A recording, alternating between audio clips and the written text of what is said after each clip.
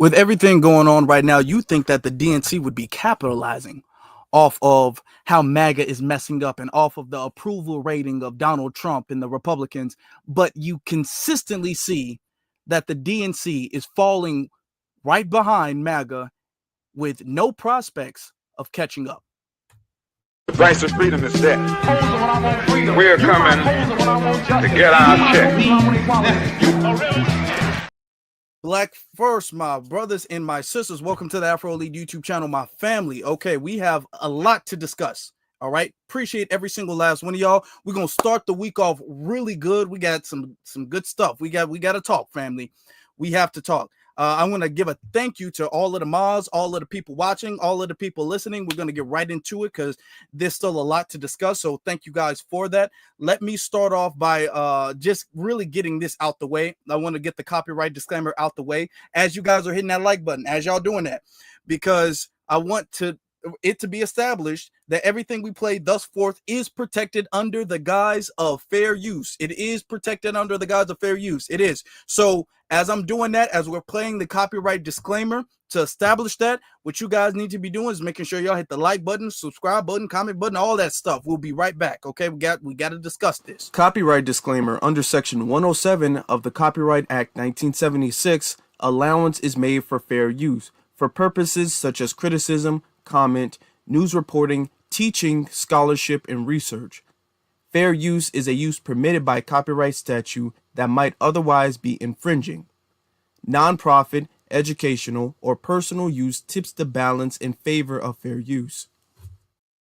Okay, alrighty then. Now, I hate to say it, but it's relevant tonight. It is relevant. I want you, because we got to lock in. Okay, all of these things tie into each other. All of these things play a big role, play a big factor in each other, family. Do we understand that? So I want to start off, but everybody knows that there was a big memorial of Charlie Kirk. If you guys haven't seen it, can't blame you guys. You guys want to keep your brain cells. I understand that. It makes sense. I get it. I do too. I get it. I understand it. I trust me. I understand that. But there was a big memorial, and what we're starting to see is that the MAGA crowd, what they're doing is they're memorializing Charlie because they want more of him. Not because of Charlie himself. They don't really care about Charlie. They care about the movement, and they're using Charlie's death as a vehicle to propel the movement forward. And this is why we were on it from day one, not to allow this to happen. You have op-eds like this, all right? This comes from Yahoo News. Now, this is opinion, but just listen to some of this stuff real quick, okay? We're going to get through some of the stuff as you guys are hitting that like button. Hit that like button. Thank you. It says, there's been plenty of ghoulish grave dancing from the radical left following the murder of Charlie Kirk, and yet, as you've seen, as we've been cheering on the death of the stalwart defender of good, that's what they're calling, that's what they're calling him, the stalwart defender of good, truth, and beauty, Charlie Kirk. That's what they're saying.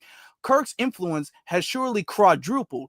Thousands of ordinary Americans have already attended memorials and vigils to commemorate his life, and many more want to watch his funeral this weekend. Now, this was a couple days ago.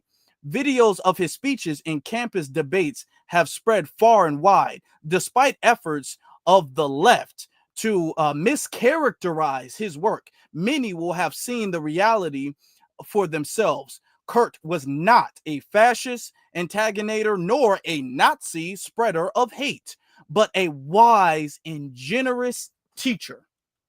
Okay, so they're just lying. Oh, hey, lie. Why not? Just go ahead and lie about everything. Okay, don't tell the truth about nothing. It says, the gift of a good spouse. All right, the mental rest that is persisting. Persisting.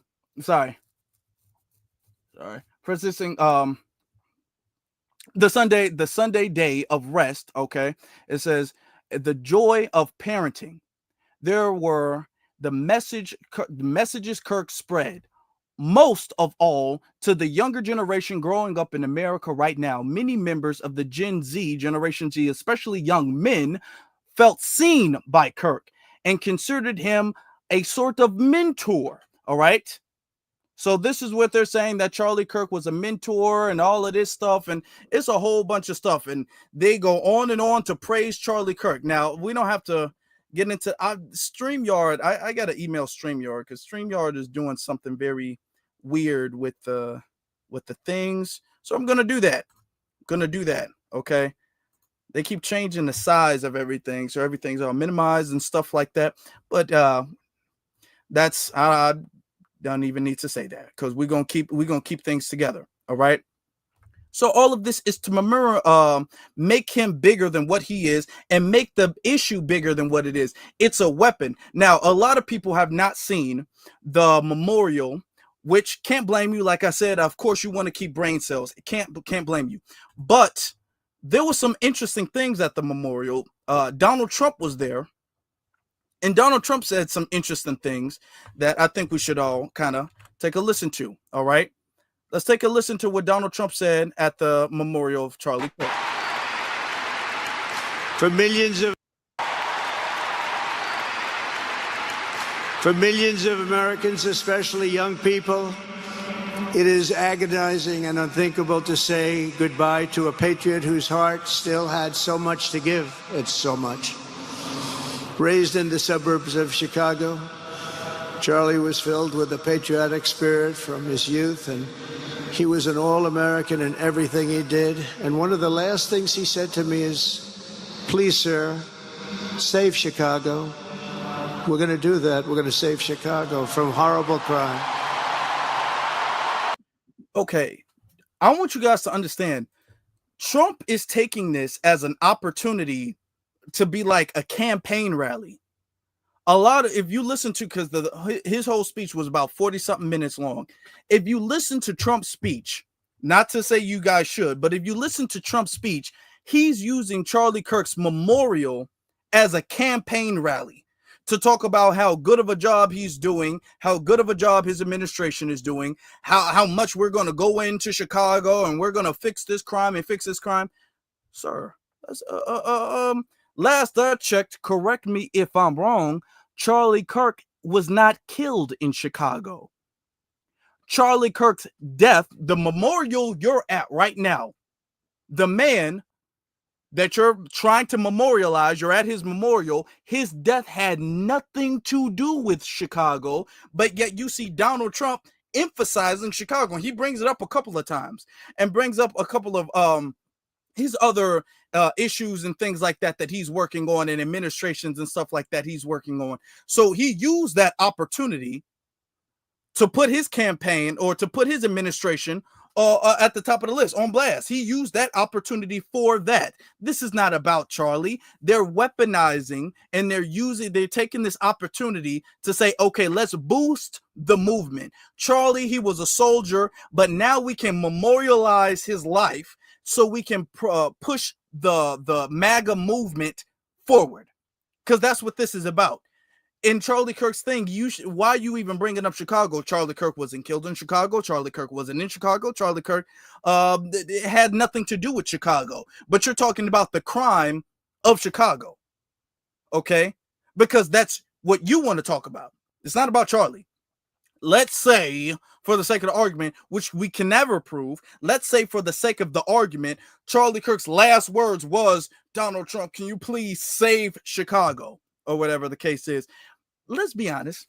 How much do y'all believe that? How much do y'all believe that the last thing that Donald Trump and Charlie Kirk had to converse about was saving Chicago? Or do you think that's a convenient last conversation because his campaign or his administration have been wanting to go to Chicago for the longest time? And do you think it's just a convenient final conversation of the person to bring up at his memorial to say, oh, his dying breath was save Chicago, so that's what we're going to do to honor his legacy? Or is this more about your administration and your agenda?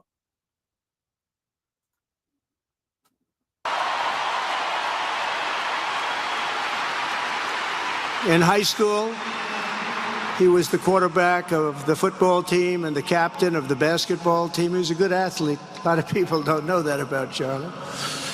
He was an Eagle Scout who spent his school lunch breaks listening to another champion for liberty, somebody that he greatly admired, Rush Limbaugh. He revered. You know, we stopped the crime in Washington. Took 12 days. Now, if y'all see a skip, that's because I skipped it. Okay? Because then he goes into sports and all that stuff, so I had skipped that. Now you can go to restaurants. You can walk down the middle of the street with your wife. You can have your wife walk alone down the middle of the street. She's going to be in good shape. What a difference. What a difference good management really makes. But it's I'm so proud of that Washington, D.C. You know, it's one of the worst in the nation, in the world. And now it's considered a very safe city. And it's also, I passed it yesterday. I went through it. And the lawns are good. It's like a different place. It's like the tents are gone, the threats are gone, the gangs aren't there. We got rid of, we took out 1,500 career criminals, 1,500. If you have 3 career criminals, that can make a big difference. But I'm so proud of Washington, D.C., and now we're going into Memphis, and we'll get that one straightened out fast. And then we're going into some others, but we're going to go to Chicago, and we're going to have Charlie very much in mind when we go into Chicago. Okay. Then he brings up Chicago, Washington, D.C. A lot of these little racial dog whistles he's bringing up, like these black cities and where the crime is just out of control. What are you going to do about Utah? What are you going to do about Utah? Because Charlie, you're at Charlie's memorial, correct? Charlie died and was killed, rather, in Utah. So what are you going to do about the person who did it? It was from Utah. So what are you going to do about the problematic element in Utah? Okay, about the killers up in Utah. What are you going to do about that? You're taking this opportunity to talk about how wonderful of a job you're doing, how great and grand of a job you're doing, how safe you made Washington, D.C. You need to make Utah safe. Because Charlie went to Utah. Charlie wasn't safe in Utah. You need to be focusing on making Utah safe. Now you're focusing on Memphis, Tennessee, and you're focusing on Chicago, and you're using Charlie's death, really, to boost and to put this on some rocket boost as a ramp for your other for your administration in your campaign. This is not even about Charlie, like I keep saying. This is about the movement.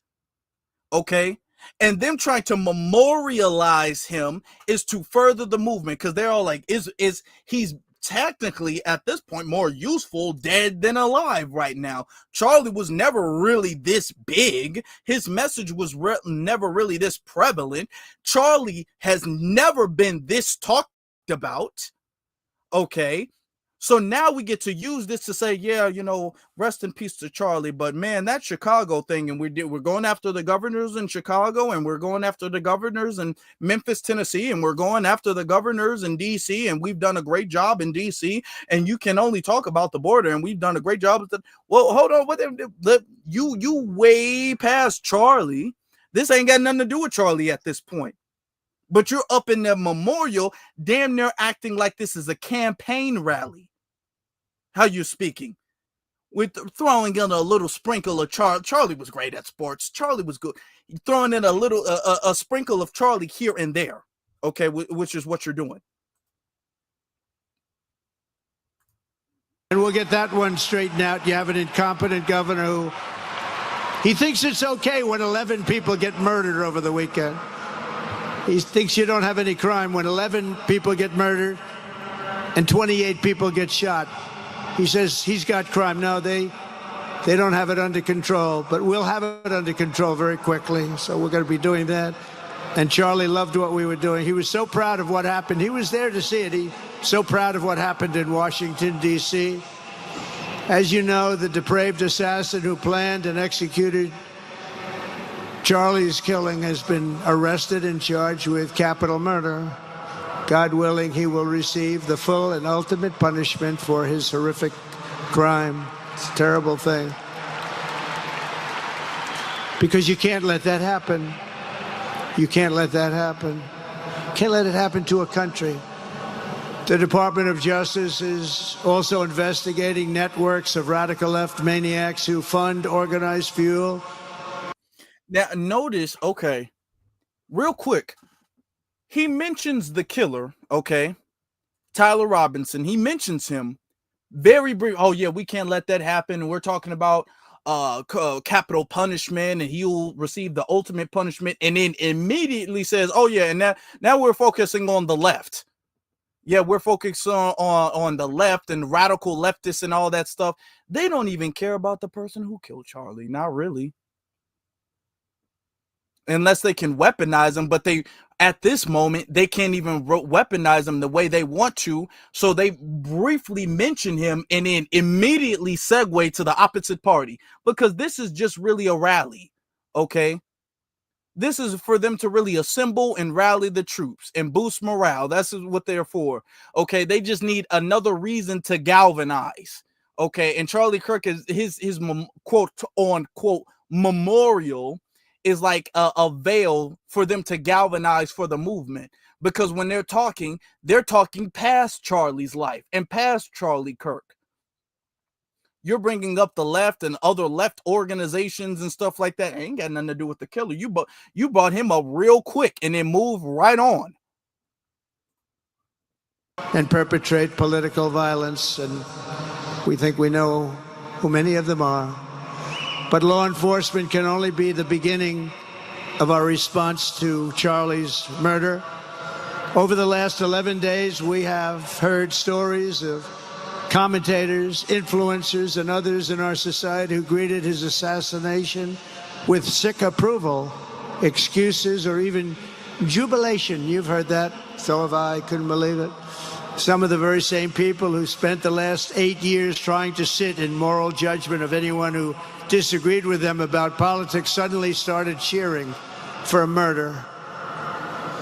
Incredible. You know the names.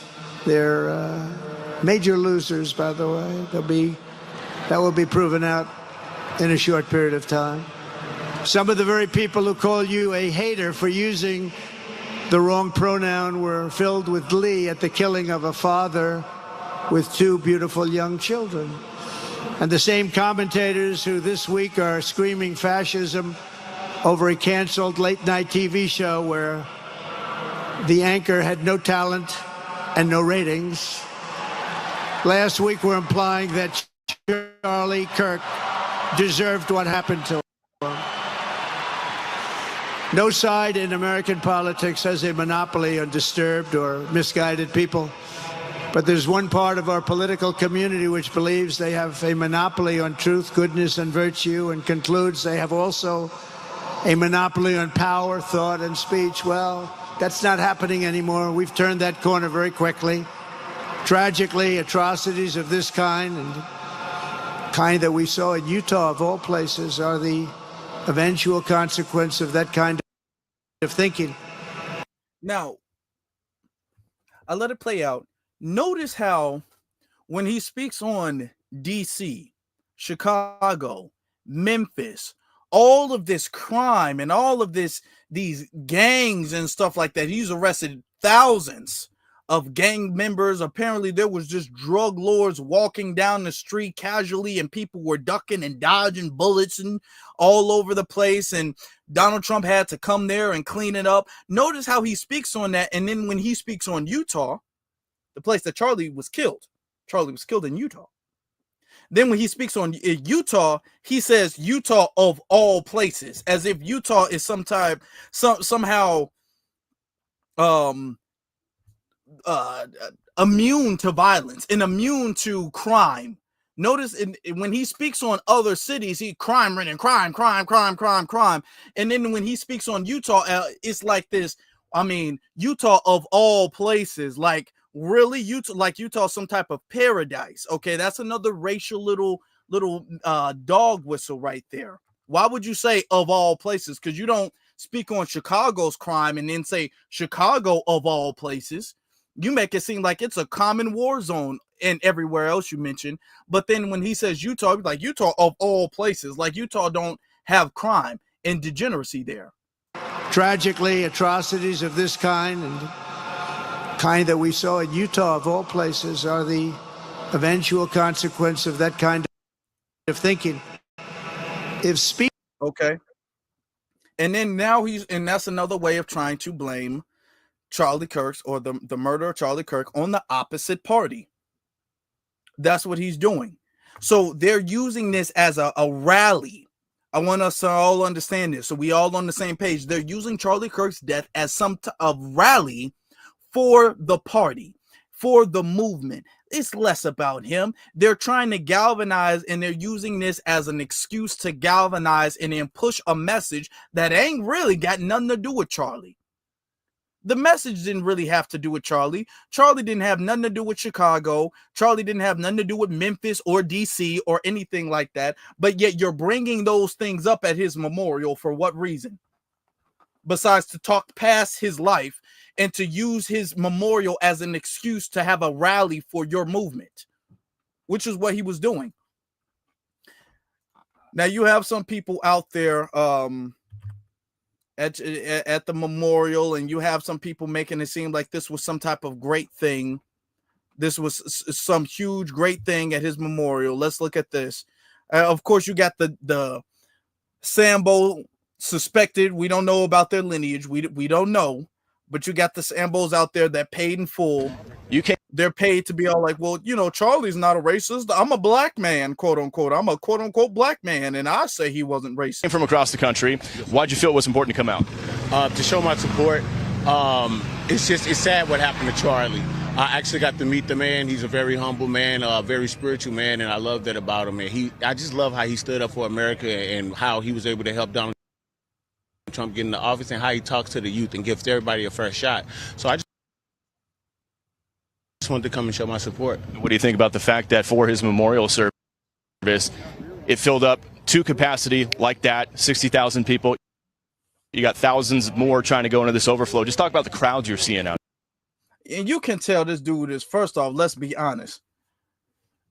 You know somebody is paid when because the thing, he got the hat covering him. He got the big glasses, big sunglasses out there. You don't see nobody else with sunglasses. The sun ain't out. Notice that.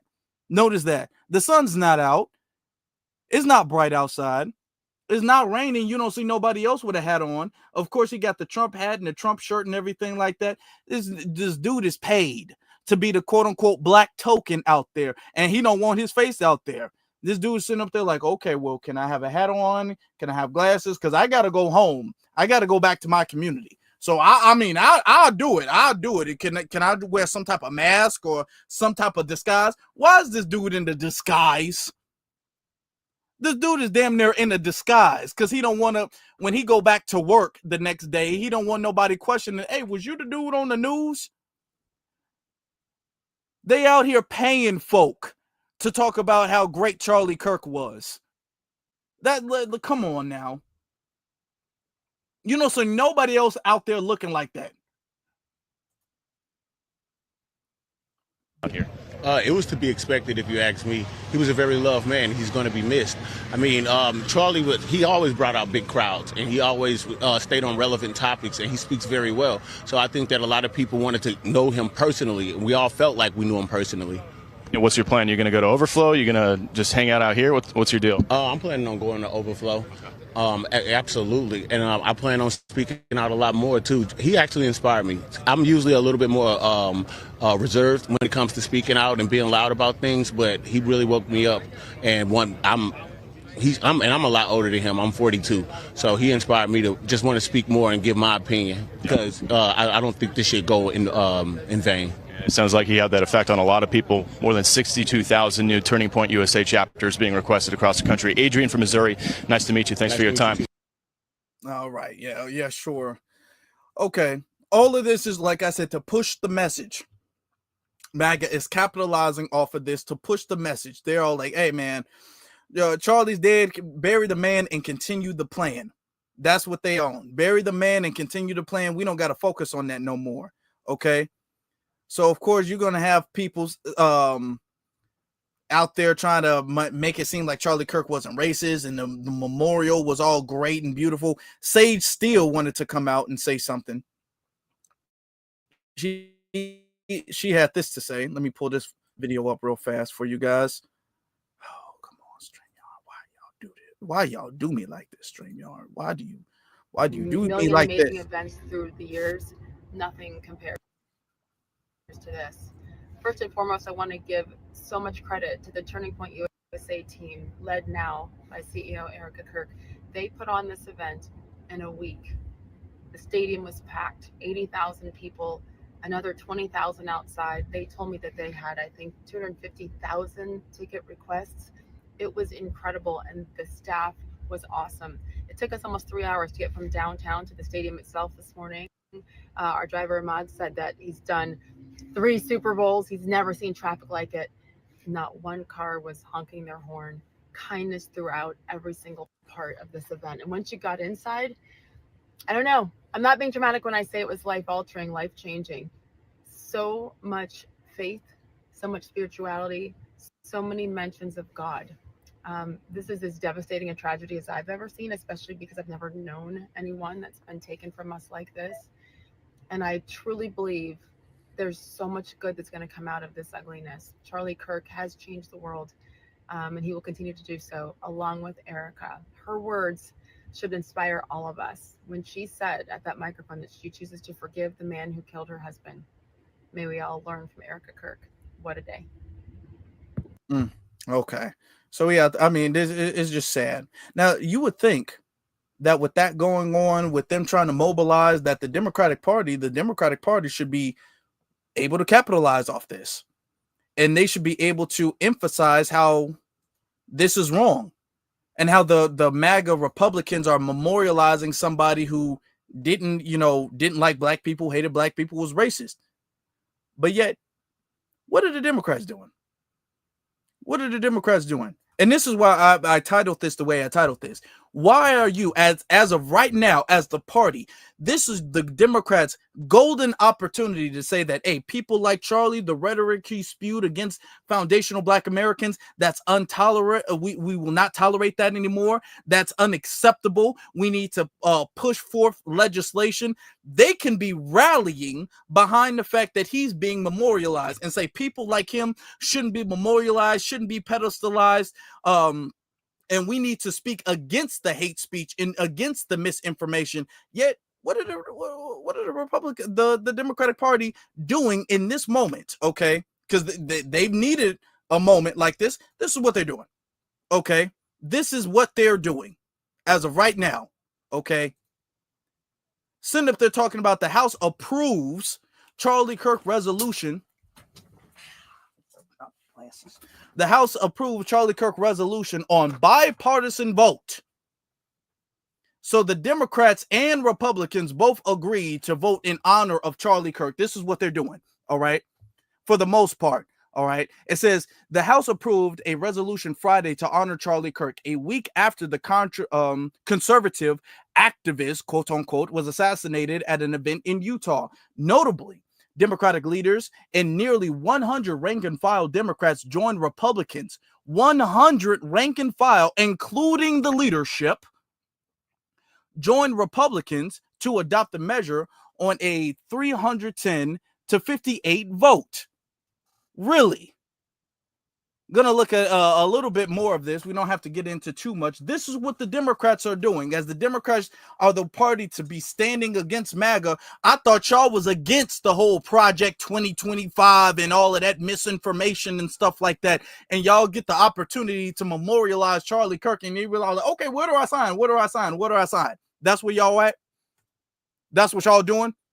Can somebody please express to me what the difference is at this point in time if they all voting, including the leadership?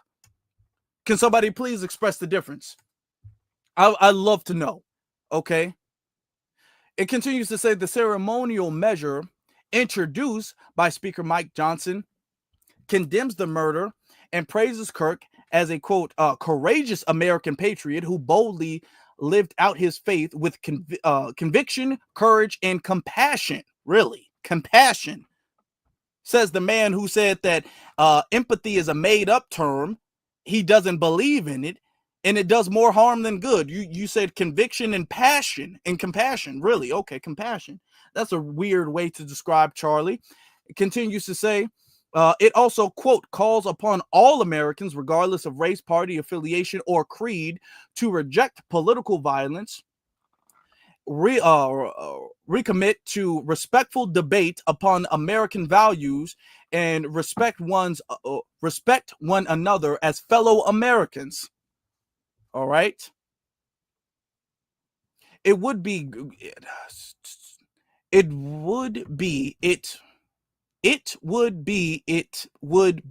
Okay. It would be great. Don't know why he said it like that. For the country, if Republicans and Democrats could stand together to call out political violence, Johnson said before the vote. All right. It continues to say, but there were clear concerns inside. Now, here's political low-key trying to cape for the Democrats. There were clear concerns inside the Democrat ranks with some of the measure's language praising Kirk, quote, as a model for young Americans across the political spectrum, who is known for, quote, engaging in respectful civil discourse across college campuses, media platforms, and national forums, always seeking to elevate truth, foster understanding, and strengthen the republic, which we know he wasn't doing, okay? 58 Democrats, 58, let's be honest, that's not a big number. 58 Democrats opposed the resolution. Another 38 Democrats voted present, and 22 didn't vote at all. Only 3 Democrats had failed to vote on the measure taken up immediately prior to Kirk's resolution. Okay. If 58 voted to oppose, 38 voted present. And why did you vote present and not vote against it? Y'all all should have been voting opposing it. All of y'all should have. And 22, what is you not voting at all? That's not doing anything. Okay. All of y'all should have voted against it strongly. But yet y'all don't do that. Y'all don't vote against it. Very telling. Very telling. The Congressional Black Caucus, this is interesting. The Congressional Black Caucus said in a statement after the vote that the resolution was, quote, not about healing, lowering the temperature for our political discourse, or even ensuring the safety of the members of Congress staff, and Capitol personnel. Quote, it is unfortunate an attempt to legitimize Kirk's worldview, a worldview that includes ideas many Americans find racist, harmful, and fundamentally un-American. The statement continued. 42 of the 58 Democrat opponents of the measure were Congressional Black Caucus members. All right. So let's be honest. That's where the Democrats are. That's where the Democrats are on the situation. This is where they are on the situation. And I hate to constantly keep bringing this stuff up, but it's relevant. I'm only bringing this stuff up because it is so very relevant. They're voting for this. They're standing by this. When we talk about what the Democrats are doing and what the Democrats should be doing, the Democrats are not making a smart move right now, and this is why they're falling behind. When we talk about the accountability from the Democratic Party, they have none. I'm going to pull up this one clip. This clip is from about maybe a month ago, where the Breakfast Club had the former House Speaker, Jamie Harrison, up there, and they were talking about the election and what the Democrats need to do for the election. And they had no accountability. This dude showed absolutely anonymous sources because nobody wants to go. This is only a small little clip of it. But you can clearly tell the bunch of anonymous sources because nobody wants to go on record to say anything. Mm-hmm. Anonymous sources. I can tell you in my book, there won't be anonymous sources. It's straight from me. Can I say something? Though? Yeah, I'm listening. Whoever the future of the party is, whoever's going to lead the Democratic Party. And the DNC won't pick them. The American people will. You have to be able to throw that old regime under the bus. You're going to have to. You're going to have to be willing to throw that old regime under the bus and talk about all the things that they got wrong. Yeah, but why don't we talk about, see, this is the thing. Let's talk about the stuff that we're getting right. Part of the reason that the brand for the party is, there are a lot of reasons the brand for the party.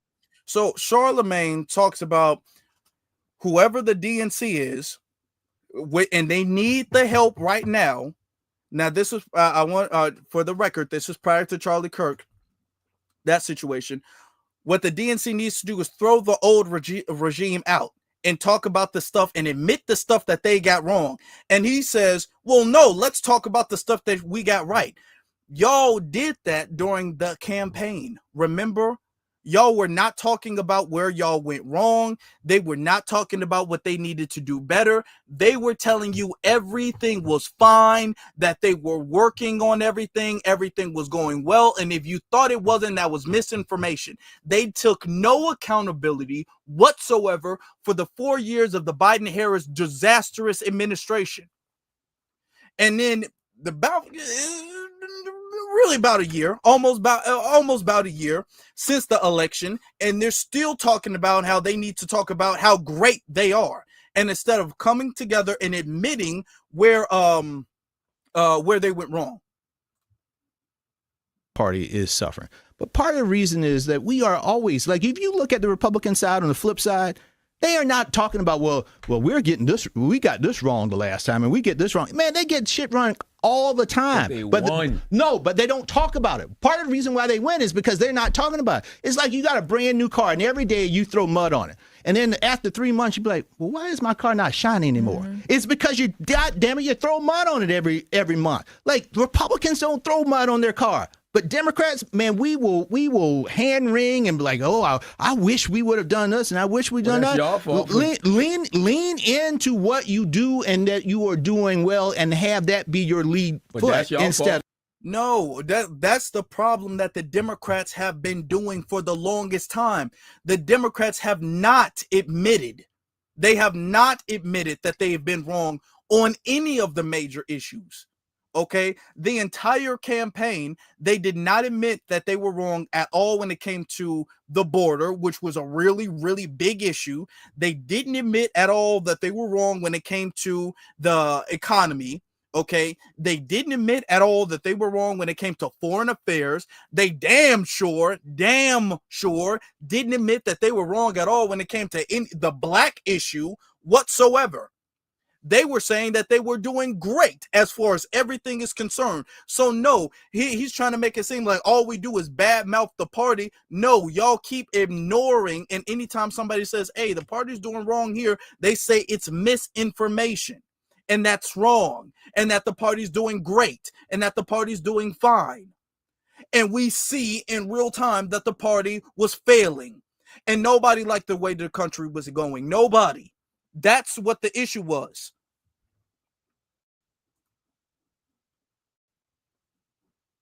Let me take it back because then Charlemagne interjects real quick. So let me take it back.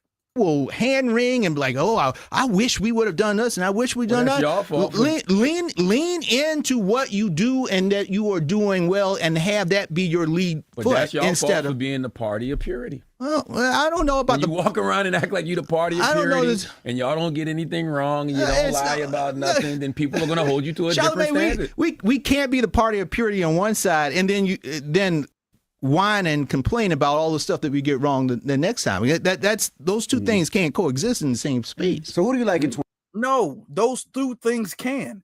If you're quote unquote marketing yourself as the party of purity, then you also have to be the party of accountability. You can't have it one way where we're the party of purity, but we never speak on what we do wrong. We never speak on being better. We never hold ourselves accountable. If we make a promise and then break a promise, we want to keep the image, so we just don't admit that we broke that promise. We don't hold ourselves accountable. And this is the Democrats' problem, okay? Because y'all are making promises as if y'all the party of righteousness, and then when y'all break the promise, y'all don't want to admit to it.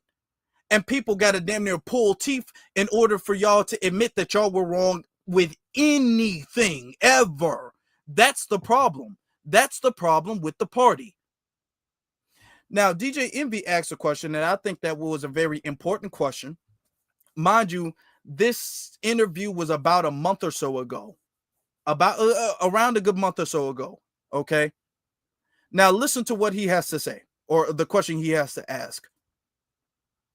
2028. What candidates do you like in 2028? To be honest, I don't know yet. I really don't know yet. I mean, there are going to be so many people who come through South Carolina. You know, at least have like a person. And you said, no, I mean, I think you sat down with one person. People love West Point. People love West Point. I even name Democrats don't know whether they coming or going. This is terrible. Oh, come on, man. This is the same. I give a spade. Charlemagne is correct. That's what are you doing? Y'all don't have no prospects. You don't know where at all. You don't know where at all you're gonna go. It's 2028. The Republicans at least got a list of people you can assume that they're going to pick for 2028. They got a list of people who you can say, well, he's probably going to run again. He's probably going to run. He's probably going to run. Okay. The Democrats have nobody at all. And you're sitting up here saying that you have no prospects, you have no idea where to go, no prospects whatsoever, but the party needs to not talk about their flaws. The party has a whole line of people who go viral all the time, but you don't know who should be a good pick. But the party doesn't need to sit back and have accountability. The party doesn't need to sit back and say, you know what, damn, we kind of do need to kind of talk about the fact that the party's not doing that well. You don't want to do that? Okay. The party is falling off, man. The party, where's the Democratic Party right now? Because the Republican Party, with the death of Charlie Kirk, has only gotten strong, even though they're lying. And to be honest, their push to memorialize Charlie Kirk is backfiring terribly on them. But you can at least see where they're going. You don't know where the Democrats are going. You have no idea where the Democrats are going. At first, they hated Trump so much they were against everything he did, and now they're sitting up there signing off on the Charlie Kirk Memorial or Charlie Kirk. You don't know what the Democrats are about right now. You really don't. Stuff that happened in 2020. This is the same stuff that happened in 2008. It's the same stuff that happened. I mean, right after. In 2008 when the Barack Obama, you had like 12 people run then, you had 20 people run in 2020. But there's a lot of formidable candidates out there. Oh, but the problem is the Democratic brand is so toxic and disgusting and bad. It's because we sit here and talk about how toxic and bad it is instead of talking about the good stuff that we actually do, man. That's part of the problem. Again, like your brand is going to be bad if every day all you do is talk about how bad things are. You think they got it wrong on the border? Oh, yeah. There are things that we should have done better on the border. Yes, I agree with you. Do you think they got it wrong talking about Bidenomics when they know that people weren't feeling that in their pockets and they know that people weren't feeling that, at the grocery store? I think what they should have done is what I said earlier, which is connecting the economics, people to the economic stuff that they got done. Then I think people would have felt better about it, right? Because they know that this stuff is going on. Like, on the stimulus checks. No. Bidenomics wasn't working. Let's cut the crap. Bidenomics was not working. Nobody felt like, well, you know what we need to do is we need to really inform. It was all this. We got to inform people and we got to let people know about how great of a job we're doing. Do you think that we're slow? Do you honestly think that? I think they honestly, I think they really think that. I think they really believe that we're just a bunch of idiots who are told, actually, when you think about it, those apples are cheaper than they were yesterday. Oh, really? I wouldn't have known that unless you told me that. I wouldn't have known. They think, they really do think that we're all slow like that. Like we don't see gas going up, like we don't see food going up, and that they kept saying it was going down, and we're all like, no, I'm spending the same amount of money I did a couple months ago on a gallon of gas, so gas is not going down, actually. Okay, groceries are not going down, actually. I'm looking at my receipt from earlier this year, and then I'm looking at my receipt 4 months later, and my receipt for the same amount of food is still the same. So no, it's actually not going down. All of this, well, we have a messaging problem. That's insulting our intelligence. That's what they're doing. They're insulting our intelligence by implying that their issue is not a policy issue, is not a legislation issue, is not an issue based off of their decisions. Their issue is an issue based off of messaging, that they just did not connect the dots for us. Like we're some type of remedial children who was all like, okay, I get it. You guys are doing great. Never mind. you needed to connect, quote unquote, connect the dots. Notice how he frames that. Oh yeah, they should have connected the dots and people would have felt better. We would have, who are you talking to? We would have felt better. Okay. So if you live in paycheck to paychecks and you just need a message to feel better about the fact that your check you can't really afford anything. No, we didn't need to feel better. Y'all needed to do better. Biden stimulus checks were far bigger than the stimulus checks coming from Donald Trump. He should have. And that's one of the things he regrets. He said, I wish I would have left. And this is a lesson we should have learned in Obama, because you all remember when Obama was president, we passed that big stimulus bill, and then all of this money was flowing into all of this other stuff, and Obama didn't take credit for it. He did not take credit for it. So you would have thought then Democrats would have learned from 2008 and 20 to do better, but we don't. One thing we know, Democrats don't learn. No. Oh yeah. They don't learn. They do not learn. And speaking of somebody who's constantly dodging accountability, everybody's favorite Indian woman, Kamala Harris, whatever her name is today, we don't know. And Kamala the Chameleon Harris has come out with a book. And in her book, she throwing shade towards everybody and saying that it was everybody else's fault that she lost the election. In her book, 107 Days, which was how long she had during the time that Biden dropped out to the election date, she out here saying pretty much it's everybody else's fault, including Biden. She blaming Biden. She blaming her VP. She blaming everybody else for the fact that she can't win. She said, hey, it ain't me. It was y'all. Y'all the ones who messed me up. Let's look into this. Let's see this real quick. Out with a new book and pulling no punches, even when it comes to her fellow Democrats. She criticizes Josh Shapiro, Pete Buttigieg, and Gavin Newsom, who were potential VP contenders, expresses frustration with running mate Tim Walz, and airs behind-the-scenes tension with President Biden. Harris writes that shortly before she took the stage to debate Donald Trump, Biden called her to say he heard she had been bad-mouthing him. And she says he then went on about his own debate performances. According to the AP, she wrote, I just couldn't understand why he would call me right now and make it all about himself. Well, joining me now, Michael Hardaway. So she says that before the debate between her and Donald Trump, the one debate that they had, Biden called her and went off. Biden went off on her, going off talking about, oh, you've been backbiting me and you've been talking about me. And Biden went off on her. So apparently that, quote unquote, now she's saying that I guess threw her off from the debate. And that was the reason it threw her off, and the Biden administration sabotaged her, and nobody was picking. I mean, she was saying nobody was picking up the phone. All of this. She was going off. She was going off in her book. Let's listen. Let's look. And the DNC got this guy out here because the DNC don't like that, because that puts a really bad stain on the DNC. Because right now, you guys are looking like the party of dysfunction, that y'all are a bunch of backstabbers and y'all don't trust each other and y'all sabotaging each other. That's not a good look right now. And she's dropping this towards the end of the year, right before a midterm. That's not a good look. So the DNC is out here trying to do some cleanup of her book. Former communications director and spokesman for Congressman Hakeem Jeffries. So welcome, my friend. Michael, having watched this whole campaign play out in real time, do any of the revelations that we have heard from Harris's new book, 107 Days, surprise you? I've not read this book, but we can't have revisionist history. Let's take a step back and go back to July of 2024.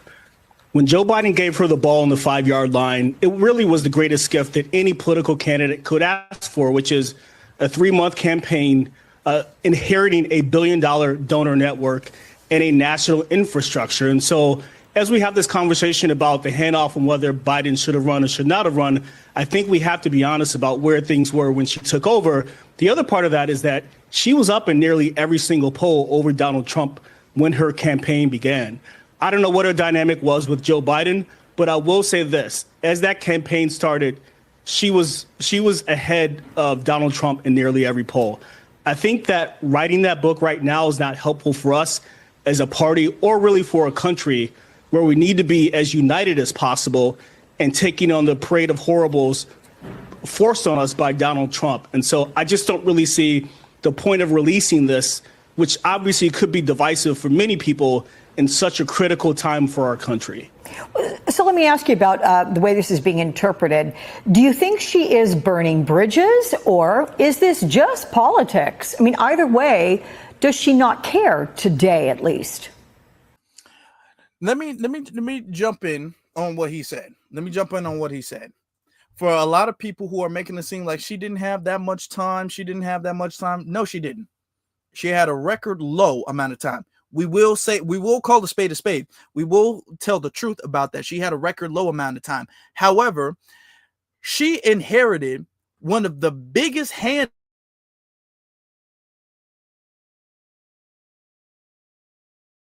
political history. She literally campaign. Why is it? Let's kind of hold on.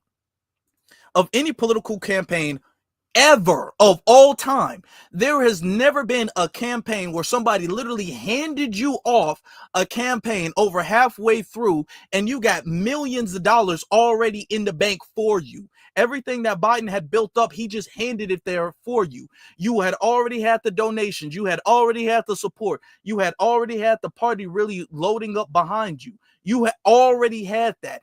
Harris had every advantage possible. She had a bigger advantage being handed the campaign than if she would have started her own campaign, because she would have never built it up to that point. She had that big, huge advantage. So we're not going to sit up here and act like she was some underdog, okay? Because when she came out, she shot through the roof when it came to the polls. And then the second she started doing interviews, her poll numbers dropped. The second she started doing interviews, people started to be all like, actually, no, I'm kind of cool on you. Actually, no, I'm good. When she started doing interviews, her poll numbers dropped. So that's the truth of the situation. That's the truth of the matter. But let's continue, because the DNC is trying to clear it up, because they all like, okay, she's making us all look bad. Yeah, I think she clearly wanted to get her story out, and she wanted people to know what she was thinking and what happened behind the scenes. That's fair. I just don't think the timing is great in terms of all the other more important things we're dealing with, but she clearly wanted everyone to know what happened behind the scenes in that conversation. I'll also say this. I mean, from a Democratic perspective, if Joe Biden never ran and there was a primary, it wasn't guaranteed that she would or anyone else would be our candidate. That would have been a hard-fought primary, as was the 2020 primary that she wasn't victorious in. And so, as we look at what happened during the campaign, let's look at the whole thing and just be honest. And also say to ourselves, is this conversation healthy and helpful in a time like this? You make an interesting point. Yeah, that's another good point. There's no guarantee she would have won the primary. She's been the only candidate who's been allowed to skip past the primary.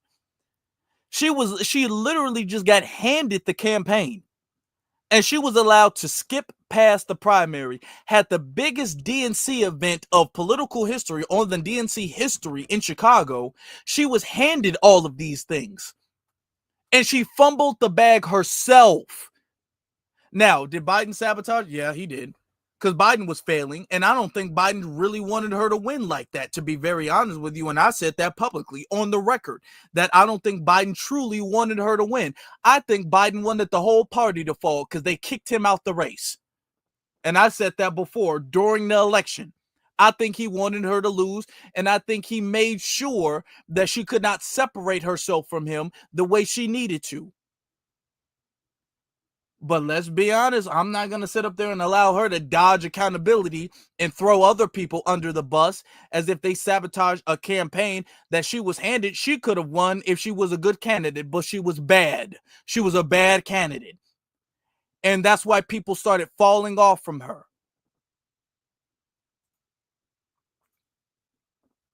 there, because we've seen blowback from people that were named in this book, and these are people of whom you're speaking. They may have thrown their hat in the ring and run against her. Harris does write that Pete Buttigieg would be too risky as her running mate, and then he told Politico he gives Americans more credit than that. And she also criticized Pennsylvania Governor Josh Shapiro, who fired right back. Now, she says, and I'm not bullying. I'm not gonna bully. She says Pete Buttigieg was one of her original picks, but she didn't pick Pete because Pete is gay. And she thought that the combination of him being gay, she didn't think that the American people would have wanted a gay man to be the vice president of the United States. Okay. But then you pick Tim Walz. I'm not saying, I'm like, you didn't want the openly gay man, but you picked Tim Walz. I mean, if you're gonna go there, you know, I just think you might as well go all the way. You picked Tim Walz. You didn't really stray that far from your original pick. You might as well. If I'm not, but this isn't me bullying. Live your life. This good, all that good stuff. But you got close enough.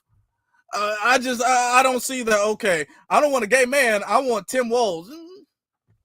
You don't want an openly gay man? Okay, I'm not. Let me not say that. Let's just continue, y'all. Let's just continue. Okay, she picked Tim Walz. All right. She's going to have to answer to how she was in the room and yet never said anything publicly.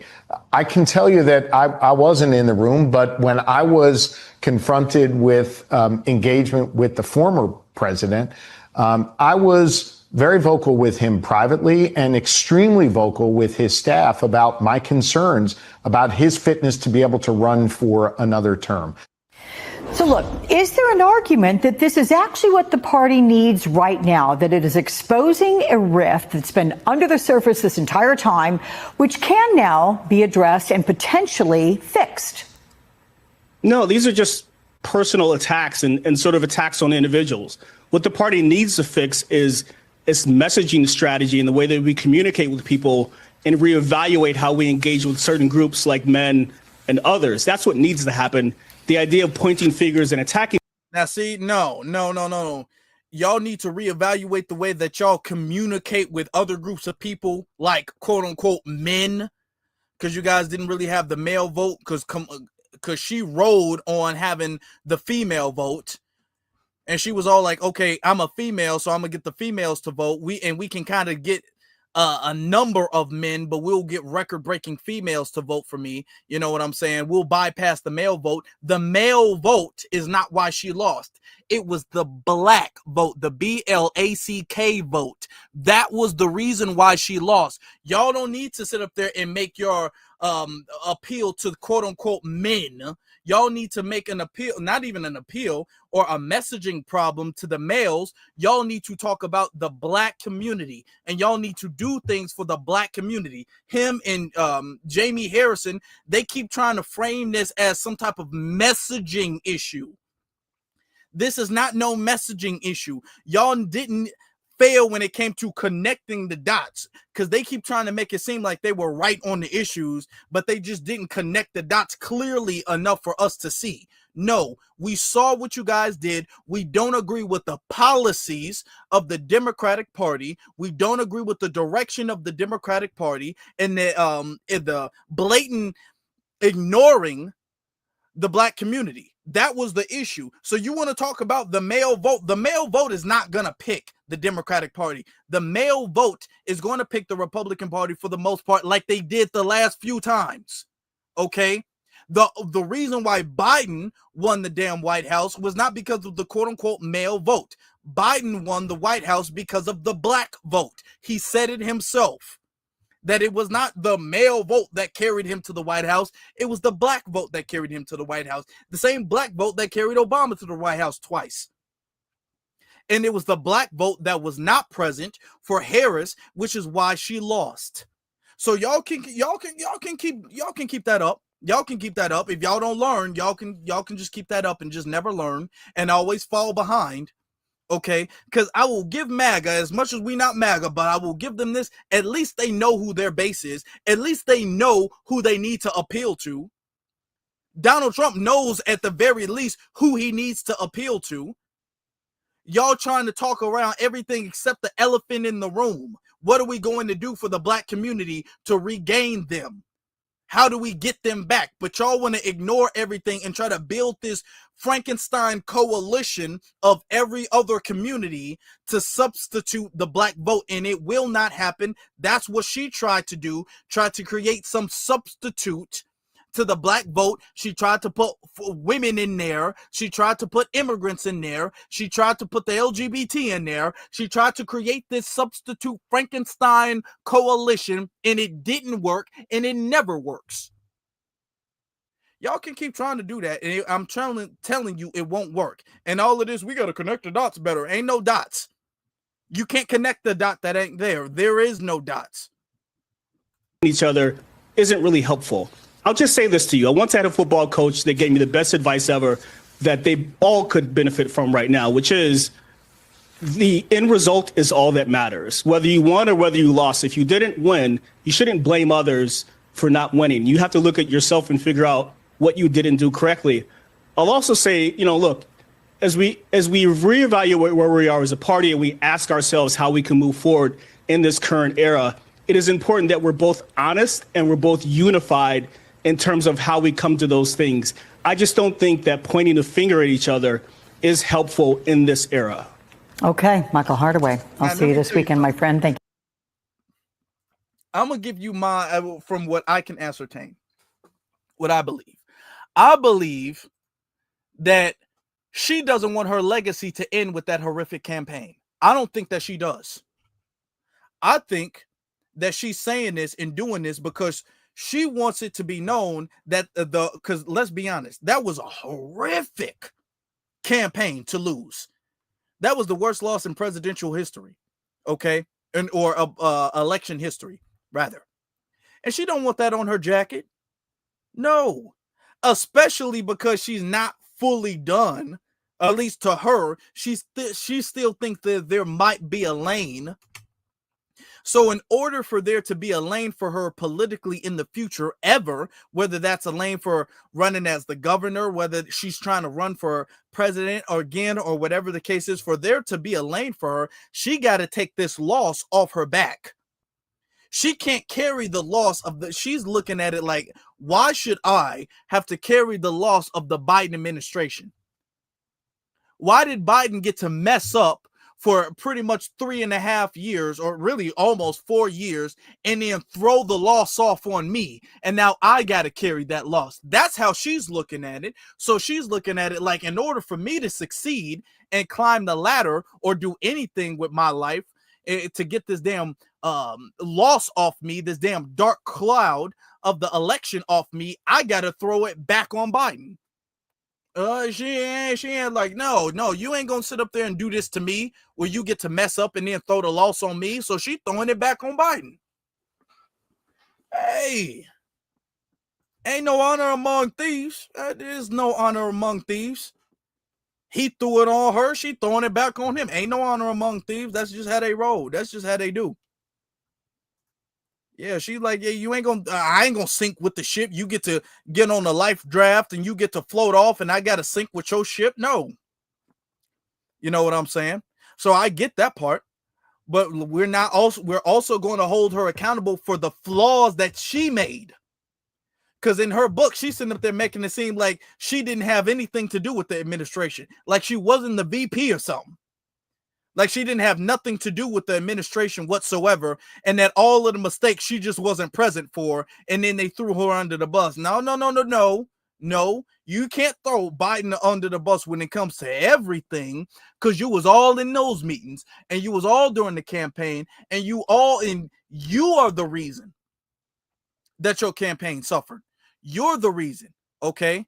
Even when Biden handed you the damn election, when Biden handed you all of this stuff, you were the reason why the campaign suffered. You started doing this. The second you got the election, this is what you was on. Let me mute it so I don't get a copyright strike. Your first rally had Megan Thee Stallion shaking her ass. Can we talk about this? Was not Biden's decision. This was Kamala's decision. You were the one having the celebrities out there twerking at your rallies. That was you. She was the one doing that. And I got to mute it for a copyright issue. That was all her. So yeah, Biden did you dirty, but you did yourself dirty too. So yeah. No, we ain't gonna let you slide. We're not gonna let you slide now. Let me get to the super chats. Flint Water says, now that the Democrats know FBAs have, quote, total recall. That's true. Thank you very much for that. What they will run on in the midterms, and presidential election. Who knows? This is going to be epic. Oh yeah, it is. They don't know where they don't know if they coming or going. The party right now, this is the perfect opportunity. They don't know where to go. Up, down, left, right. Do we compromise? Do we sign this vote for Charlie Kirk or this holiday for Charlie Kirk? We don't know. Are we against Trump? Are we for Trump? Are we this? They don't know nothing. They throwing each other under the bus publicly right now, where they should all be galvanizing and unifying and assembling together. They'd be all like, it was really him. It was him. It was her. I didn't do it. You didn't pick up the phone. They throwing each other under the bus. It's civil war right now in the DNC. They don't know what to do. You finding out dark money was funding the influencers, all that stuff. They don't know what they crashing out. They have an opportunity and they're fumbling it. And MAGA's not even that smart to beat. MAGA's not that hard to beat. MAGA's not that hard to beat. We're talking about Charlie Kirk and them. And y'all fumbling the bag. Y'all should be ashamed of yourselves, honestly. They should be ashamed. Okay, my brother Tell It Like It Is says, the name of her book should be Bust Down Chronicles. The Brown Barnum edition. Honestly. Because we know how she get down. She get handed things because she be giving stuff up. Okay. Shout out to you. Thank you very much for that.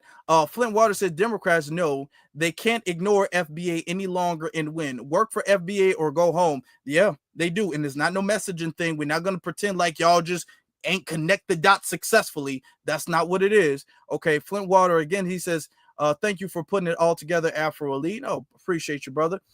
You put the Democrats on notice again. Red wave again. If they don't see, if they don't want C, if they don't want C FBA, they don't. I'm gonna make sure that even though we're talking about the MAGA and they're rallying and everything like that, we're also not gonna ignore the fact that what are y'all doing? Y'all should be. This is the perfect opportunity for the DNC to come to the black community, be all like, hey man, we see they got their people's back. What can we do to have your back? Y'all the ones who still to this very day saying y'all didn't do nothing wrong. I don't know if this right now is not going to galvanize them to say, hey, black community, hey, this is our time. Let's have a conversation. If they're mobilizing right now, we should mobilize behind you guys. Hey, we messed up. We know we did. How can we fix it? How can we do better? If y'all don't want to have that conversation at this late date, there's none we can talk about. Honestly. Dakota Jenkins says DNC prioritize illegals over FBA. We want tangibles. They ignored us. They don't even try to meet us halfway. Symbolism and hope aren't enough. They don't. Instead of even meeting us halfway with our demands, they tell us what we need, like we're children. They talk about us like we're children and what's in our best interest. They tell us what we want. No, y'all don't really want no reparation. Y'all really want more immigrants. That's really what y'all want. That's really what's in y'all best interest. They talk to us like we're children. You had some people, though, trying to defend Kamala, pretty much throwing the Democratic Party under the bus. The View has something to say about it, and they're trying to sit up there and defend her. Listen to this, y'all. It's long, but Kamala, a little bit. We're gonna listen to just a little bit of it. Okay. Harris will be here on Tuesday, and here's just one of the things we'll be asking her about. There's an excerpt out from her upcoming book about the presidential election, where she admits that Governor Tim Walz was not her first choice to be her running mate. She really wanted Pete Buttigieg. but she didn't think it would be a winning ticket since he's gay and she's a black woman. Was she right? Well, this is my problem. Now notice the view. The view is going to repeatedly say she's a black woman. She is not no black woman. Oh yeah, no, she's not no black woman. No, don't do that. No. And the view kept doing that. Oh, she's a black woman. He's gay and she's a black. Nope. Problem with identity politics. Kamala Harris is a black woman, and she's a lot of other things. Pete Buttigieg. You keep seeing that. She's a black woman, and that's what she's a black woman. She's a black woman. No, she ain't. No. Y'all not gonna put her on that. No. Judge is a gay man, and he's a lot of other things. When I look at these people, I don't look and say, well, there's a black woman, there's a gay man, end of story. Pete Buttigieg is one of my favorites because he captivates me every time he talks. He speaks across the aisle. He goes where he's getting to new audiences. You don't see in the matter of like a minute, they called her a black woman like 3 damn times. They called her a black woman about 3 times in a matter of like a minute and a half. She's a black. Now, notice what's interesting is that they kept saying, oh, well, she's black and Asian. She's black and Indian. She's black and Indian. Notice that they're not even saying she's half black, which we know she's not half black. They're not even saying she's mixed. They're not saying she's half black. They're not saying she's a half black, half Indian. They're not saying that at all. They're just saying a black woman. The way they're speaking of her, you would think that she's some FBA woman from the South. The way they're speaking of her. They're not even saying mixed, y'all. They completely rebranded. They're stripping her from the whole Asian thing and just saying black. She's a black woman. Okay. They just took all the Indian out and just said, we're just gonna count the black. Because that's what is politically advantageous for them to market her as a black woman. When he talks on Fox, which he's one of the only people that regularly go on there, he handles questions like a boss, and he is changing hearts and minds. So I say, think back to McCain when he chose Palin. He actually wanted to use, who was his first choice? Joe Lieberman. And he thought, I can't do that because this is a Jewish man from Connecticut. Yeah. So he went with Sarah Palin, and that didn't work out the way he planned, I don't think. But he was probably going for the woman card. And that's why I think reducing people to one part of them is missing the entire gift of a human. So Now, what's interesting about this is that when Biden dropped out, we were the people who are like, hey, she's not black. Don't even start that. They started that. They kept marketing her as black. We were saying, hey, she's Indian, but let's focus on the policies. And they kept marketing, and they keep trying to market her as a black woman to say, well, there should be some type of obligation from the black community to support her because she's a black woman. That's what Obama did, talking about, this is how you treat women. And that's what a lot of them did, try to market her. Joy Reid, all of them tried to market her as a black woman so they can have some type of, or they can gaslight and make it seem like the community had some obligation to support her. And we don't. No. We don't have no obligation to support her, even if she was black. She's not, though. But even if she was black, why do you guys because y'all the ones who keep bringing up she was black. You guys were the one. We were the people saying, hey, whether she black or not black, we don't care. Where's the tangibles? Where's the reparations? Where's the policy? We were saying that. Y'all kept saying, well, black. And she kept trying to ride that wave. Okay. And now you all like, well, this is why I don't like identity politics, because it confines you to one aspect of your life. It confines you to that. No, dude. She was the one who tried to ride Kamala Harris was the one trying to ride the black wave. She kept trying to ride that. She kept using fake accents. Remember this? Come on, we got. You all helped us win in 2020, and we're going to do it again in 2024. She was the one trying to go into the South, trying to put on fake Southern accents to make it seem to blacken herself up. We're not gonna sit up there and be all like her blackness was some hindrance. She used what I'm just saying her blackness like she's black, but she used that. She used the marketing of her being black for her campaign. Remember, come on, let's not act like she wasn't trying to monopolize on that and capitalize on that. I know how to make a mean pot of greens. In fact, people used to ask me to make greens for them for Christmas. One year, I had so many that I had to wash that we ended up washing them in the bathtub. So I am not playing around. Yeah, washing greens, and she didn't say that one single time. Yeah, you ain't gonna have us forget. We got elephants like elephants like memory. We got memories like elephants up in here. We got memories like elephants up in here. We ain't forgot a damn thing. A friend who had a Christmas party, Christmas Eve every year, and she asked me to make the greens for a party every year. And I am not lying to you that I would make so many greens that I'd need to wash them in the bathtub. I'm telling you the truth. So how do you make your greens? Do you put turkey in them? Do you Bacon. Nice. My grandma I do used to bacon. Put bacon. She puts Garlic. vinegar. I put white vinegar. Yes. I do. So I start. And the DNC sent up there caping as if, oh my, that's what I'm talking about. You know how to cook. Please. She's sitting up there posing with greens in her hand. So yeah, she did. Y'all, I don't like identity politics because that just limits the person you are. No, she saw quote unquote being black as her ticket to the White House.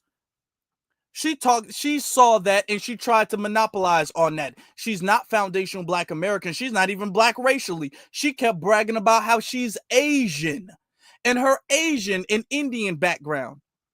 She kept bragging about that, her growing up under her Asian mother and eating all that Asian curry and all of that stuff. Then the second, being black was a ticket to her to climb the political ladder. Here she go with a whole handful of greens that she cleaned in a damn bathtub. So no, View, no, they dead wrong on that. They're dead wrong on that.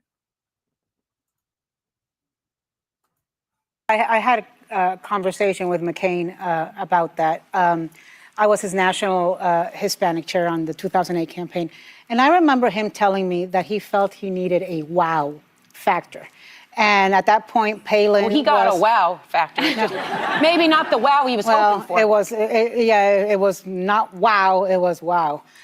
That, she was on a Republican. He was running against Barack Obama, who was the first African American running for president, and it made me sad. It made me sad. And you running with Barack Obama, who was the first African American. See, this is why all that African American stuff. Obama was a tether. All right, and they keep. Oh yeah, the first African American. Do you see? This is why we've essentially retired that word. That word is not in use no more. We do not use that word no more. You don't really hear that word being used like that because of that. Because Obama technically being an African American. Okay, well he ain't one of us. We've retired that. You see how important that was? This is why delineation was necessary. And he wrote in his last book, The Restless Wave, they were giving me their best counsel. It was sound advice. He's talking about his advisors. That I could reason for myself, McCain wrote, but my gut told me to ignore it, and I wish I had. And I wish... With Lieberman. Yeah. I wish Kamala had ignored it, because if you're going to lose, if you're going to run and give it your all and you're going to lose on your own terms, well, if there's not what advisors if there's are telling anything you. that Donald Trump has taught the Democrats, it's just go out there and be whatever you want. The Democrats are very cautious, and it doesnn't work. It doesn't work. What I will say is I, too, wish that the vice president had gone with her gut, because I think Pete Buttigieg could have been a game changer. Yeah. But I also know through my lived experience as a black woman in this country that is what people see first when they see you. Not you, perhaps. Okay. Perhaps not you. But she's not a foundational Black American either. The woman speaking, I forget, Sunny, what's her name? Sunny something. Chat room, tell me what her name is. I forgot what her last name is. Sunny something. She's not FBA either. She's like some type of Afro Caribbean or Afro Latina or something like that. It was, yeah, she pointed Sunny Halston. Sunny Halston. Yeah, so yeah, she's not FBA either. A lot of people see that and they define me by that. And that is unfortunately a fact of life. Yeah, but they did vote for a black guy twice. Yes, they did, Well, but not a black. But not a black. Did twice. But not a black woman. Okay, Hillary Clinton arguably. Yeah, but not a black woman. Now this is them trying to make it seem like there was some type of sexist factor and why she didn't win. It was not about no sexist factor, because if it was, I'm going to tell you why it wasn't. Because if it was, her polling wouldn't have decreased. Why was she up in the polls? Everybody knew she was a female from the get-go.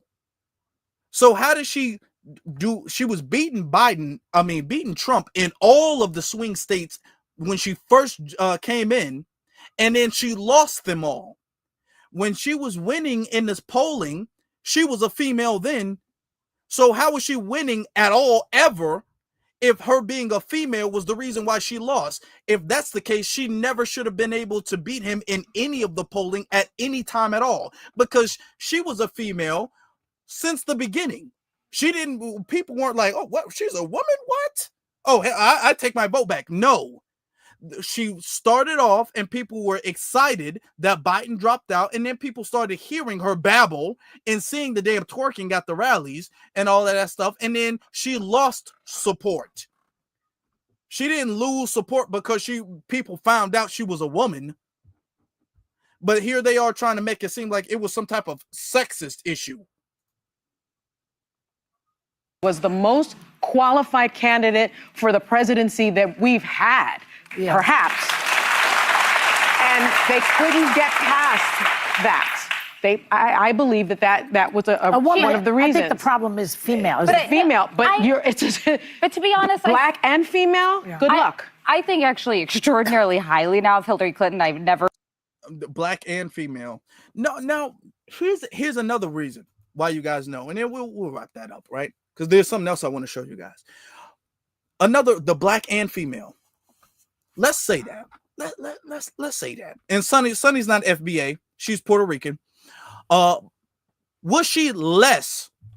I like to ask questions. Y'all know I like to ask questions, right? Which is why y'all need to be hitting that like button, because y'all know we ask good questions and we give good answers. Let me ask you this. Was she less of a black woman when she lost to Biden the first time? When she lost to Biden the first time, was she less of a black woman? I'm asking, because if her losing to Trump was because she was a black woman when she lost to Biden during the primary in 2019, was that because she was a black woman too? Because I didn't see The View or anybody else, any of the Democratic Party, any of the DNC, I didn't see them blame sexism for her losing to Biden. I didn't see them blame racism for her losing to Biden. So let me ask you this, okay? So when she lost to Biden, it was fine. But when she lost to Trump, that's because she's a black woman and they don't respect black women. That's why. Okay. But her losing to Biden, nobody brought up she was black. Nobody said that. Nobody brought that up. That wasn't no big deal when she lost to Biden. Her being a female wasn't no big deal when she lost to Biden. But now all of that is the only reason why she lost to Trump. Really? Okay. Really? So The View out there caping for the for her trying, and they're gonna bring her on. They're gonna bring her on their show tomorrow to talk about the book. But somebody else said something about the situation. I'm gonna show y'all that. What's interesting, Stephen A weighed in. And Stephen A pretty much he said her political career is over with. This is what Stephen A had to say. New book. Yep. Very blunt. I mean, she called Biden's decision to keep running reckless. She says she was disappointed with Tim Walz's debate performance, that she actually wanted Pete Buttigieg as VP, but didn't pick him because he'd be too risky. Oh yeah, she also said that Tim Walz was pretty much weak. Tim Walz was weak as hell, and his debate was pathetic. Because he's a gay man. She claimed that Governor Newsom avoided her call, called Governor Shapiro too ambitious, accused Biden of distracting her right before the debate with Trump. I mean, I could go on. I do wonder what you think the end game is here. Does any of this help her party move forward? Let me jump on this whole thing with Gavin Newsom as well too. When we said who was going to be her VP pick, when we said all of these things, we figured that Gavin Newsom was probably in the list. Apparently, she called Gavin Newsom because she wanted Gavin Newsom to be the VP pick, which probably could have helped her campaign. Arguably not much, especially after he fumbled the bag when it came to the reparations in California. It was over with for him. Gavin Newsom probably don't really know that yet, but it's over with for him. Gavin it's a done deal for Gavin Newsom because of how he handled the reparations situation. But when she called Gavin Newsom apparently didn't pick the phone up. Apparently, Gavin Newsom didn't want nothing to do with her. Nothing. Gavin Newsom didn't want, because, and we were saying this from the beginning, Gavin Newsom didn't want to go down with the Biden-Harris ship. Gavin Newsom, from what we can tell, and what Kamala is pretty much confessing, Gavin Newsom knew that they were going to lose. Or at least that there was a high chance, a high probability that she was going to lose. And he didn't want to go down with that ship because he has presidential aspirations. And he's all like, you're not going to sit up there and have me sink with you? No. So he's saying like, hey, I got this shot at being the president too. I got a shot, and I'm not going to have you sink me with the Biden-Harris ship. So Gavin Newsom didn't pick the phone up. So much for the party sticking together. Now, here's the problem. Gavin Newsom, you avoided the Biden-Harris sink ship, and you avoid sinking with that ship. That was smart for you. Only for then you to sink your own ship. Gavin Newsom sunk his own ship with the reparations. Gavin Newsom completely sunk his ship. I don't think Gavin Newsom really understands that his ship is at the bottom of the ocean. He might not really get that yet, but it is. We know it is. I know it is. Y'all know it is. He might not really comprehend. He think it's probably like drafting is got some holes in the ship. Oh, but it's gone. That ship is gone. It's right here in the Titanic is right here. The ship is right, his ship right here, the Titanic right here, and then the Biden-Harris ship is right here. They're all on the same level. It's gone. It's sunk. It couldn't get more sunk. He don't get that yet, but it's sunk. It ain't on thin ice. The ice is melted. It's sunk. Okay. The Gavin Newsom presidency is over with. He could kiss that goodbye. He tried to dodge a bullet to get caught by another bullet. It's over with for him. Now that she is being so open about how she really felt, or is this something that is perhaps transparency that might cut off one's nose to spite someone's face? I believe Kamala Harris's political career is over. I think you've seen the last of her with this book, politically. I'm quite sure she's a highly intelligent woman, very accomplished. She's a former state attorney general. She's a former senator. She's a former vice president of the United States, and obviously the Democratic nominee for the presidency of the United States in 2024. But this was the last straw, and I'm going to tell you why.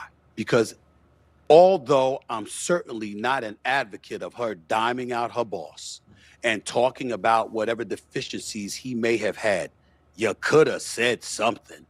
You could have done something other than what you did. And I don't want to hear about 107 days and that's all you had. You know what 107 days gave you? It gave you the opportunity to take over the campaign and do it your way instead of capitulating to what his people wanted you to do and you doing whatever you thought was necessary under the realm or the guise of loyalty and costing, and in some people's eyes, costing yourself the presidency.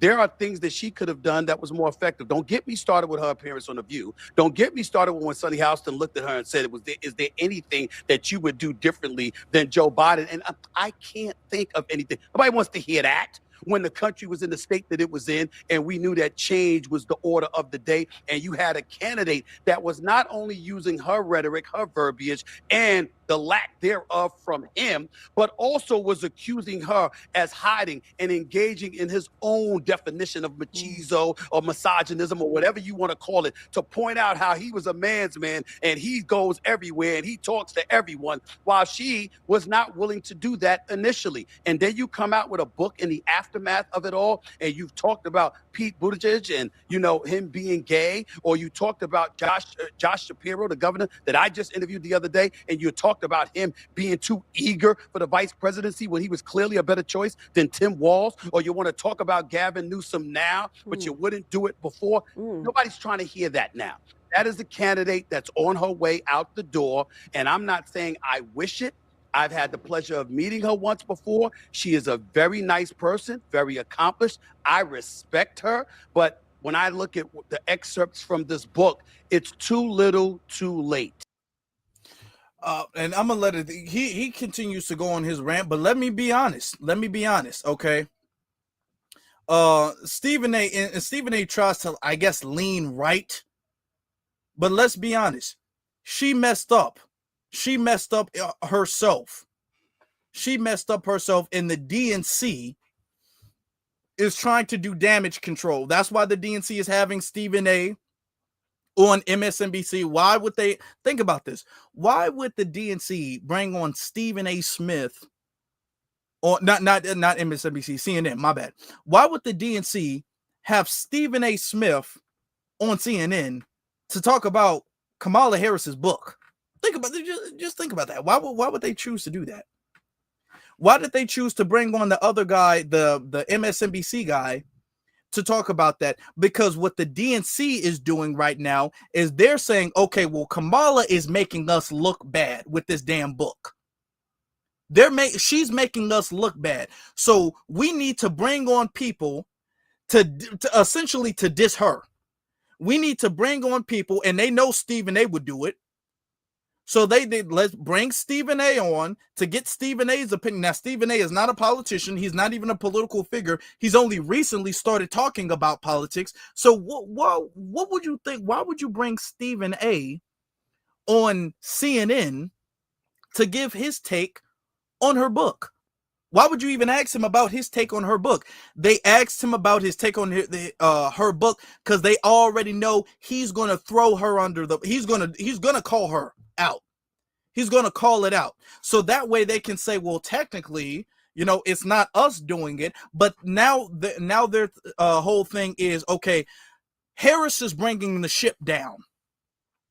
Harris is bringing the ship down. We got to distance ourselves, okay? We got to purge ourselves from Harris, because Harris is sitting up there. Now she's calling out the party, and it's making the party look dysfunctional. It's making the party look chaotic right now. So now we need to bring out the damn Stephen A. Smith so that he can throw shots at her, and we can essentially distance ourselves from her and do damage control. So Stephen A. is out there essentially to help the DNC, whether he knows it or not, whether he's up on game or not. But let's be honest, all of this with the speaker who they had. Thank you so much. Right here. Hold on. This dude right here, what's his name? I don't even remember if they played his name. This guy right here that they have going over there, Stephen A., all of this, they're doing this because this is damage control. Because the party looks bad right now. And Harris's book right there, Harris's book is making the party look worse. So they all like, hey, man, we can't have her going out there because she's trying to save herself by throwing shots at other people. Hey, these other people, Ben Shapiro, Josh Shapiro, Pete Buttigieg, Tim Walz, they still got a political career, be it as it may. Somewhat. Gavin Newsom, they look like, oh no, we can't have this Indian ass woman throwing shots at Gavin Newsom right now. We still got use for Gavin Newsom. We still got use for Pete Buttigieg. We still got use for all of these other people. We can't have her throwing shots. Oh, we got to get rid of her. We got to diss her. So they bought Stephen A out because they know Stephen A. was going to say that. So that way they have plausible deniability, so they can say, hey, we didn't, the DNC never shaded Harris, but the DNC bought on people on their platform to do it for them. Because Stephen A. is a independent. So technically, the DNC isn't doing it, but they're platforming people to do it because they want her completely gone now. So it's a whole bunch of chaos going on with the party. It's a whole bunch of chaos going on with the party. She's trying to climb her way up to the top and spite the people because she's mad and bitter that she lost. She was a bitter loser. And she's sitting up there like, hey, you're not going to throw this jacket off on me. I'm going to throw it on everybody I can so I can have a clean slate. My name can be clean. So if I want to do something again, I can. They're looking at it like, hey, she's going to take the ship down. And we're not doing that well right now. The Democratic Party sitting up there, they're doing a circling of the wagon. So they're trying to clean house. And they're cleaning out her house. They're saying, hey, this ungrateful, entitled ass Indian, she had every opportunity to win. She lost because she lost. She lost because she did a bad job. Notice when Stephen A. in there, he going on his, hold on. And that's he what going on this his comes rant. down to. Old girl didn't say anything. Old girl didn't say nothing. She is silent. She don't even look disturbed. She don't look disturbed, displeased, or nothing like that because Stephen A. has an assignment. He's on CNN to do an assignment to shade Kamala, and CNN is allowing him to do that. That's why she threw him the lob and have him dunk the ball. She's not refuting anything. She's not debunking anything. She's not defending Kamala at all. Yeah, because she got an assignment. And with all of this dysfunction, the party is falling behind because as much as you want to say as messed up as MAGA is, and they are, and as much as they pushing and they're really pushing too far and it's backfiring on them, the thing is that they can't even capitalize off the backfire because you can say at the very least, as twisted and messed up and wicked and evil as Charlie Kirk was and his legacy was, and we're not going to let it be memorialized or sanitized, the MAGA is capitalizing off of that. Love it or hate it, MAGA is capitalizing off of that. And the Democratic Party isn't. What are they doing? Nothing. Falling behind. They got the opportunity to capitalize, and MAGA is sitting up there eating everything. They eating good off the death of Charlie Kirk.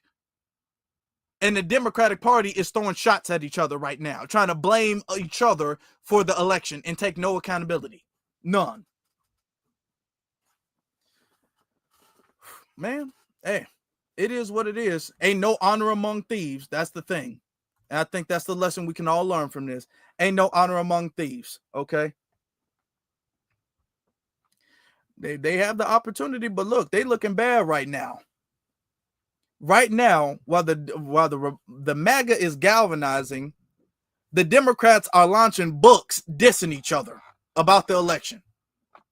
Okay, all right. Well, hey, it's gonna be a very interesting midterm, ladies and gentlemen. It's gonna be very interesting. Hey, we're gonna see. We're gonna see. But look, at the end of the day, I agree with some of the stuff that she was saying. I think, like I said before, and I said this on the record, I think that Biden did mess her campaign up. I don't think that Biden ever really wanted her to win. I think he wanted to run again. And he was mad that they formed this coup to kick him out the race. He was pissed off. He was angry and bitter about that. And he pushed Kamala in front so there wouldn't be a primary. And so the Democratic Party would not win the election. I think that he wanted to say, well, if I can't do it, nobody can. But I also think that Harris made a bunch of goofball airhead decisions, starting off with ignoring the black vote. I think that her biggest mistake out of all of the mistakes she made, out of having Megan Thee Stallion twerking on stage, out of talking about all of this immigration and abortion, all that, her biggest mistake was dissing foundational Black Americans. Okay, the reason she lost the election, out of everything, you can sum it up to this. This is the reason she lost, because she could never recover from her words. Her words are the reason she lost the election. This is give people who are making $100,000 or less specific issues that have resulted in the greatest disparities. And we understand that that's part of why we're doing it. Listen, the reality also is this: any policy that will benefit Black people will benefit all of society. Let's be clear about that. Let's really be clear about that. So I'm not going to sit here and say I'm going to do something that's only going to benefit Black people. No, because okay, Black people, no.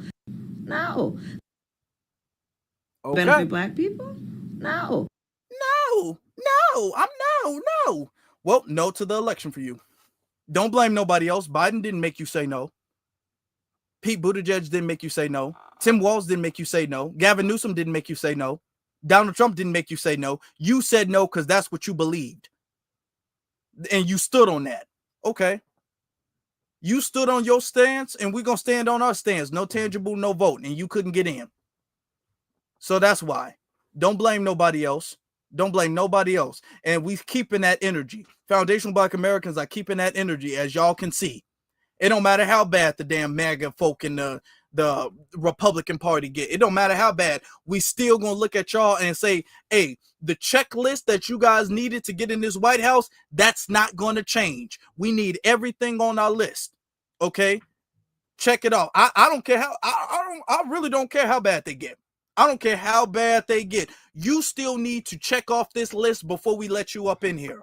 If y'all can try to find a way to circumvent that, y'all can try to find some type of way to undergird our authority, y'all not getting in until y'all check off this list. Y'all don't want to cut the check. Y'all don't want to get in that bad. That's all I'm saying. That's all I'm saying. Yeah, it seems like they ain't gonna recover. We don't know what they're gonna do. She said no to us. We said no to her. That's all that is. We don't even got to talk about it no more. Family, I need you guys to make sure that you guys like this live stream. That'll pretty much conclude what we had to talk about this evening. I want you to make sure that you guys like this live stream. Make sure that you guys do that so we can really get back on the algorithm the way we were, okay, before we were banned, okay, before our stuff was taken down, okay. They ain't took nobody else's stuff down, but they took mine down. But it's okay. I'm not tripping on it. Y'all let everybody else go, but y'all just picked me. But okay, fine. I'm not tripping. I am mad, but I'm not tripping. I'm upset. I'm disappointed, but I'm not tripping. It comes with the territory. So that's why we need to like this, okay?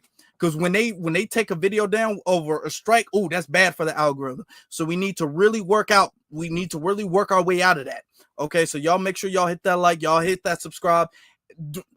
Make sure you guys are subscribed. And if you guys are not getting the notification bell, a lot of people have been emailing me.